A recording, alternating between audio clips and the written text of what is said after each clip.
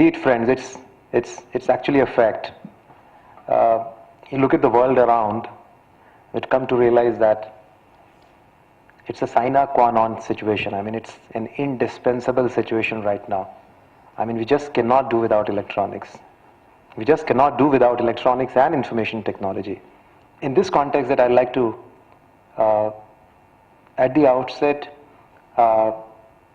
congratulate Government of India for having decided that the Department of Information Technology should not be coined as, it should not be called as Information Technology, but it should be called as the Department of Electronics and Information Technology. And I think this would definitely be a starting point for ushering in the electronics revolution in our country.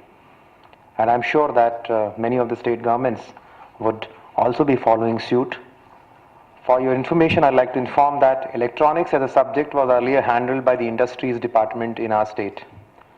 And considering the importance of this sector and considering the interlinkages which this sector has with the software, Andhra Pradesh government has decided to transfer the hardware subject from the industries to the Information Technology Department. And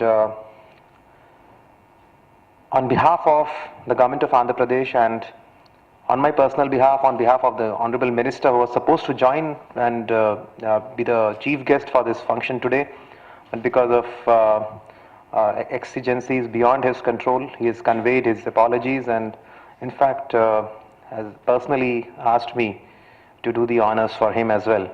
And I'll try and do justice to some of the points which the Honorable Minister would have liked to present here. At the outset, I'd like to thank the CII for having this closed workshop here today. Definitely high time now because of the fact that electronics is about a 1.75 trillion US dollars industry, and they say it's the largest and the fastest growing manufacturing industry in the world. And in fact, it's estimated that in the next 2 years, this industry will grow to a size of about $2 trillion and much beyond by 2020. And if you look at the current demand in the Indian market, which currently stands at about 45 billion US dollars annually, and it's expected that this is going to go up to about 125 billion US dollars by 2014 and about 400 billion US dollars by 2020.